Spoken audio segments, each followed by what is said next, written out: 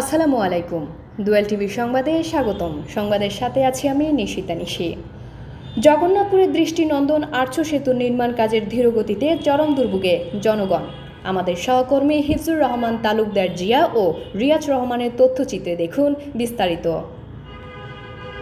সুনামগঞ্জ জেলার জগন্নাথপুর উপজেলা পরিষদের পাশে খাদ্যগুদাম সংলগ্ন নলজুর নদীর উপর ৬০ মিটার দৈর্ঘ্য ও ১১.৪ মিটার প্রস্থ রাজধানীর হাতিরঝিলের আদলে দৃষ্টিনন্দন আর্চ সেতু নির্মাণ কাজের ভিত্তিপ্রস্তর স্থাপন করা হয় ২০২২ সালের ২৬ মার্চ।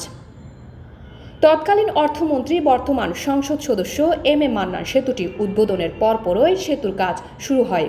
উপজেলাবাসীর বহুল প্রত্যাশিত সেতুটি নির্মাণের ধীরগতির কারণে সময় বৃদ্ধির পরও বর্ধিত সময়ের মধ্যে কাজ শেষ হবে না বলে জানান কাজের দায়িত্বে থাকা উপসহকারী প্রকৌশলী।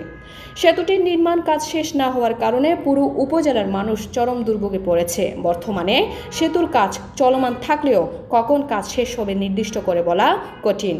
এলাকার লোকজনের অভিযোগ, জগন্নাথপুর উপজেলা প্রকৌশলীর কার্যালয় ও ঠিকাদারি প্রতিষ্ঠানের গাফিলতিতে সেতুর কাজ চলছে ধীরগতিতে।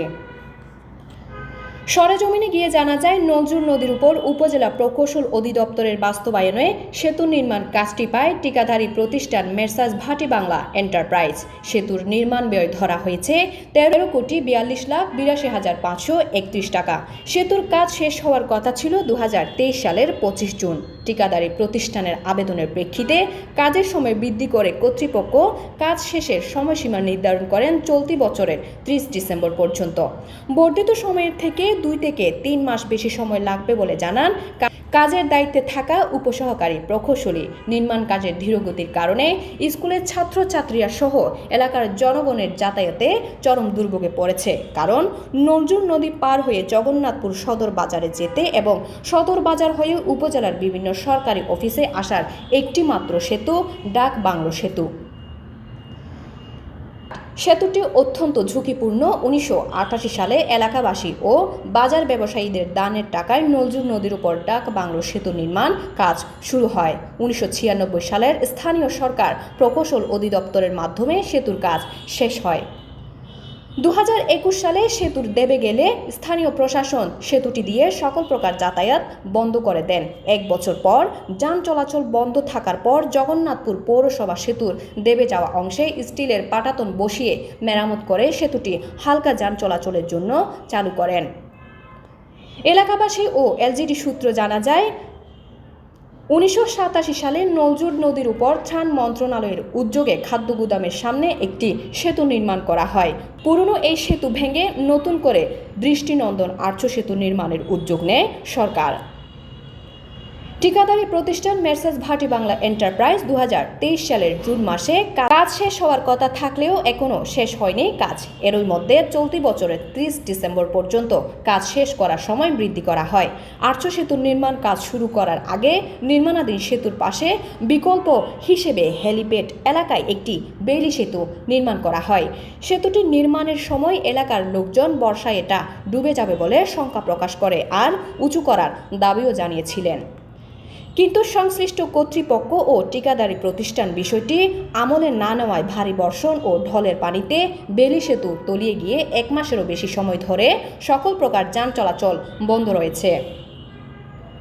নির্মাণাধীন আর্চ সেতুর পাশে উপজেলা পরিষদের অর্থায়নে একটি বাঁশের সেতু নির্মাণ করেন। এই সেতু দিয়ে মানুষ পায়ে হেঁটে যাতায়াত করছেন। অপরদিকে বর্তমানে হেলিপ্যাড এলাকার বিকল্প বেইলি সেতু দিয়ে যান চলাচল বন্ধ থাকায় বাধ্য হয়ে সকল প্রকার যানবাহন ঝুঁকিপূর্ণ ডাক বাংলো সেতু দিয়ে চলাচল করছে। এতে যানজটের সৃষ্টি হয়। যানবাহনগুলো ঘন্টার পর ঘন্টা জেমে থেকে নদী পারাপার হয়। প্রায় সময় ঘটে দুর্ঘটনাও। এ সময় এলাকাবাসী জানান, অতিরিক্ত যানবাহন চলাচলের কারণে যে কোনো সময় বড় ধরনের দুর্ঘটনা ঘটতে পারে। এদিকে উপজেলা জাতীয় পার্টির দপ্তর সম্পাদক হাজী আব্দুল মিয়া বলেন, আর্চ সেতুটির নির্মাণ কাজ ধীরগতিতে চলায় ঝুঁকিপূর্ণ ডাক বাংলো সেতু দিয়ে ঝুঁকি নিয়ে যান চলাচল করেছে। এতে যানজট লেগেই আছে। তাই দ্রুত সেতুটির নির্মাণ কাজ শেষ করার দাবি জানায় উপজেলার সর্বস্তরের জনসাধারণ। যানজটের কবল থেকে মুক্তি পেতে দ্রুত দৃষ্টিনন্দন আর্চ সেতুর কাজ শেষ করতে সংশ্লিষ্ট কর্তৃপক্ষের নিকট দাবি জোর করেন। এ ব্যাপারে ঠিকাদারি প্রতিষ্ঠানের দায়িত্বে থাকা মোহাম্মদ এবাতুল্লাহ বলেন, নির্মাণাধীন সেতুর পাশে বিদ্যুতের তার ও খুঁটি এবং পুরনো সেতু অপসারণ করতে সময় লেগেছে। সময় লাগার কারণে সেতুর কাজ শেষ করতে কিছুটা বিলম্ব হচ্ছে। বর্তমানে আমরা নির্দিষ্ট সময়ের আগে কাজ করতে পারব। স্থানীয় সরকার প্রকৌশলী অধিদপ্তরের জগন্নাথপুর প্রকৌশলী সোহবার হোসেন বলেন, আসসালামু আলাইকুম। আমাদের এই যে আমাদের খাদ্য গুদাম থেকে পৌর পয়েন্ট পর্যন্ত এখানে যে আর্চ বৃষ্টি হচ্ছে, আপনারা জানেন একটা এলাকার সাবেক পরিকল্পনা মন্ত্রী আমাদের সম্মানিত সংসদ সদস্য জেনারেল মান্নান স্যারের প্রচেষ্টায় 13 কোটি টাকা ব্যয়ে আমরা এই আর্চ সেতুটি নির্মাণ করছি।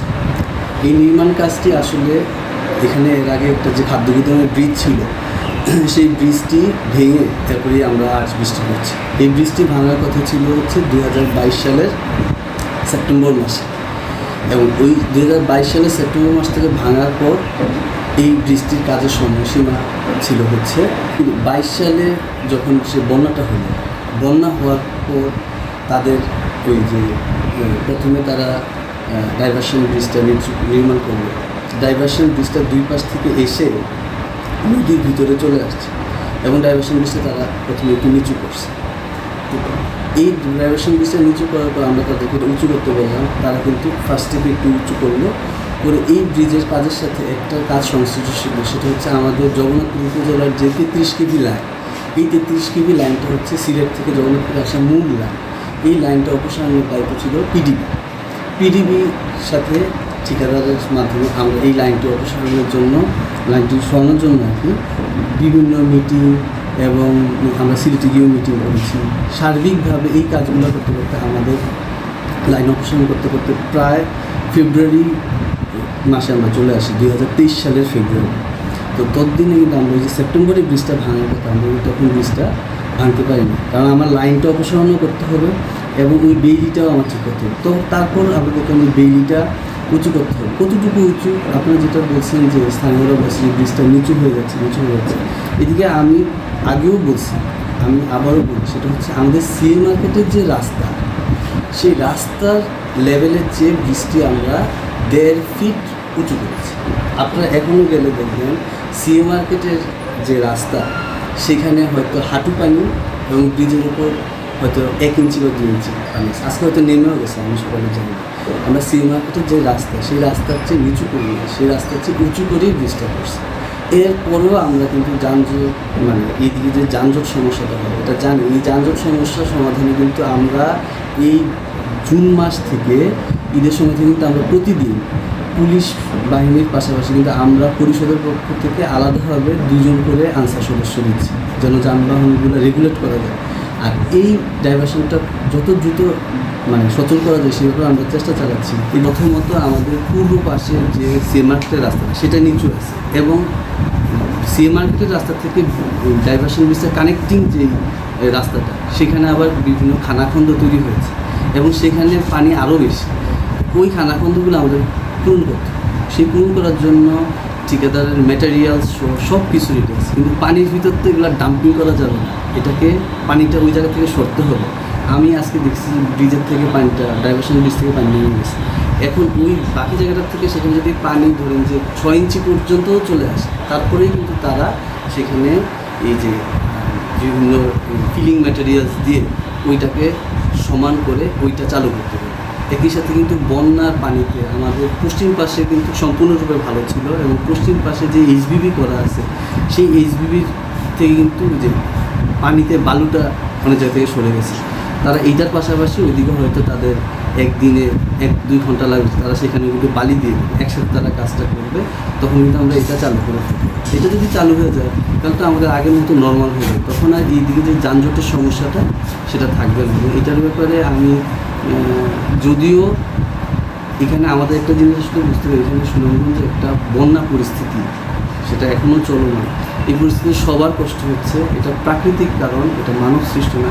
এরপরেও আমাদের এই ডাইভারশনের কারণে আসলে অনেকেরই মানুষজন চলাচল সমস্যা হচ্ছে। আমি রেজিটির পক্ষ থেকে আন্তরিকভাবে দুঃখ প্রকাশ করছি, এবং আমি এটুকু নিশ্চয়তা দিতে চাই আমাদের এত এলাকার সম্মানিত সংসদ সদস্য মান্নান স্যার উনি বারবার আমাকে বলছেন যে যেদিনই সম্ভব হয় আমরা যেন এক মুহূর্ত দেরি না করে আমরা ওইটা চালু করি। আজ ব্রিজের কাজ ওরা ধীরগতি নিয়ে যে জনগণের যে একটা প্রশ্ন ছিল, যদি ওরা বলছে যে সঠিক সময়ে সঠিক কাজটা করা হতো তাহলে মনে হয় আমাদের এই দুর্গতি আরও আগেই সমাধান হয়ে যেত। এই বিষয়ে একটু জানতে চাচ্ছি এবং কবে লাগাতে কাজটা সমাধান হওয়ার সম্ভাবনা রয়েছে। দেখুন, আর্ট ব্রিজের কাজটা আমি 22 সালের সেপ্টেম্বরে কিন্তু আমাদের এই ব্রিজটা ভাঙার কথা, এক্সিস্টিংটা ভেঙে তারপর কাজ শুরু করেছে। সেই ব্রিজটা কিন্তু আমরা ভাঙতে পেরেছি হচ্ছে 26শে ফেব্রুয়ারি, মানে প্রায় 6 মাস পরে ব্রিজটা ভাঙতে পারছি।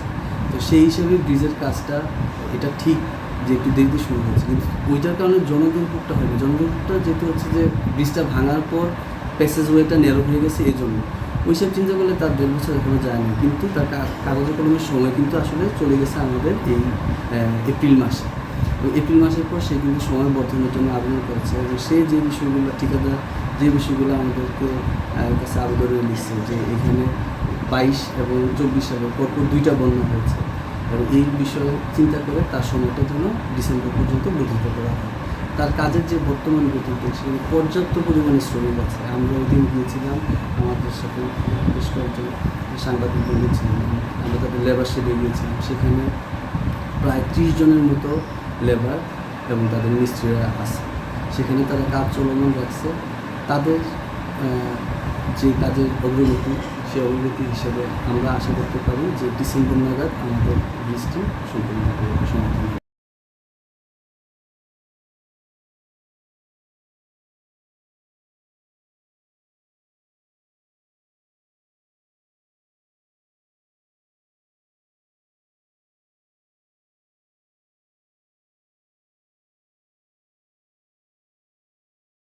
দোয়েল টিভি দেখতে ভিজিট করুন www.doeltvonline.com।